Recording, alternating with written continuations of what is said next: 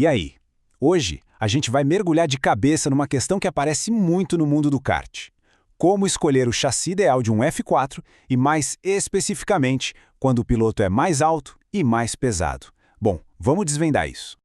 Muita gente acha que velocidade é só motor, né? Mas a verdade é que o grande segredo, o coração da performance de um kart, está no chassi. É ele quem dita como o kart se comporta, como ele responde nas curvas e toda a sensação na pista.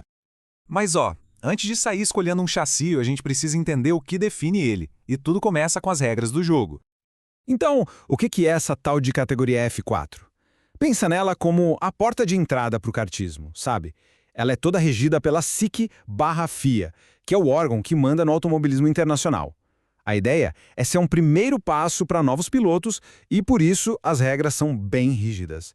Elas definem exatamente como o chassi tem que ser construído, os materiais, as dimensões, tudo para deixar a competição mais justa para todo mundo. E essa imagem aqui mostra isso perfeitamente. O que a gente está vendo é basicamente o desenho técnico oficial da SIC/FIA. É como se fosse a receita de bolo que toda fabricante tem que seguir. Cada medida, cada ponto de fixação, está tudo ditado por esse documento. Beleza, já entendemos as regras. Agora vamos mergulhar na anatomia do chassi. O que, de fato, faz ele funcionar bem na pista? No kartismo, o padrão é esse aqui, o chassi tubular. Dá pra ver bem a transição do modelo 3D para o quadro real, né? O grande lance dele é que ele é projetado para ter um equilíbrio muito, mas muito preciso entre ser rígido e ser flexível. Essa flexão controlada, na verdade, é a suspensão do kart. E do que ele é feito? A maioria dos chassis F4 usa uma liga de aço bem específica, o cromo-molibdênio 4130. Agora, o que é bem interessante nessa tabela é a composição. São essas pequenas porcentagens de cromo e molibdênio que dão para essa liga a combinação mágica de resistência com a tal da flexibilidade controlada, que é essencial para as corridas.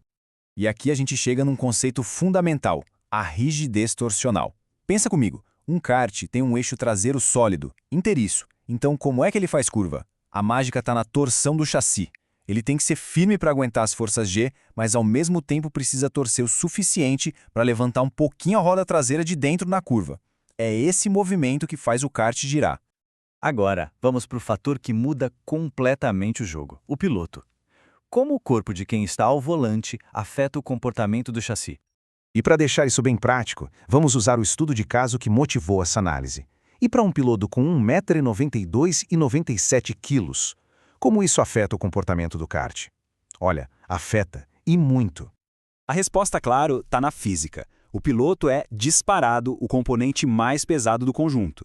E essa massa toda eleva bastante o centro de gravidade do kart. Como dá para ver aí no diagrama, é isso que dita toda a transferência de peso na hora de acelerar, de frear e especialmente nas curvas, influenciando diretamente na aderência. Então, o pulo do gato é conseguir a distribuição de peso ideal, que no kart fica em torno de 60% atrás e 40% na frente. Com um piloto mais alto e pesado, que tem mais massa concentrada no tronco, mais para cima, chegar nesse equilíbrio vira um baita desafio. E sem esse balanço, o kart pode sair de frente, sabe? Ou então ter excesso de traseia, ficando bem instável. Isso leva a gente para alguns pontos de ajuste que são cruciais. Primeiro, um chassi mais rígido pode ser necessário para não flexionar demais com a carga extra. Depois, e talvez o mais importante, o posicionamento do banco vira a ferramenta principal para acertar aquela distribuição de 60-40. A partir daí, vem os ajustes finos na geometria da direção, como caster e camber, para otimizar a resposta nas curvas. E claro, tudo isso garantindo a ergonomia, uma posição de pilotagem que seja eficaz. Pode parecer complicado, mas a conclusão não é sobre encontrar um chassi perfeito e pronto.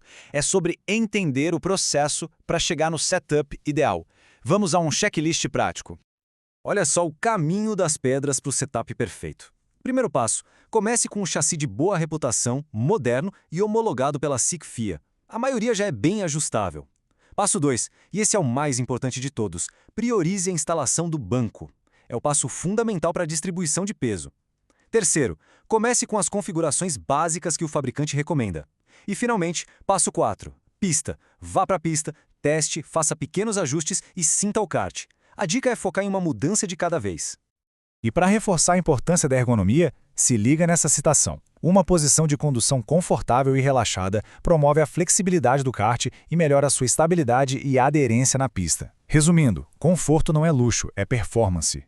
Então, no fim das contas, a grande lição é esta. O chassi perfeito não se encontra pronto. Ele é construído, ele é ajustado e, acima de tudo, ele é compreendido. A verdadeira vantagem não vem de uma marca específica, mas sim do conhecimento para extrair o máximo do equipamento que se tem em mãos. A pergunta que fica é: qual ajuste vai ser o primeiro a ser testado?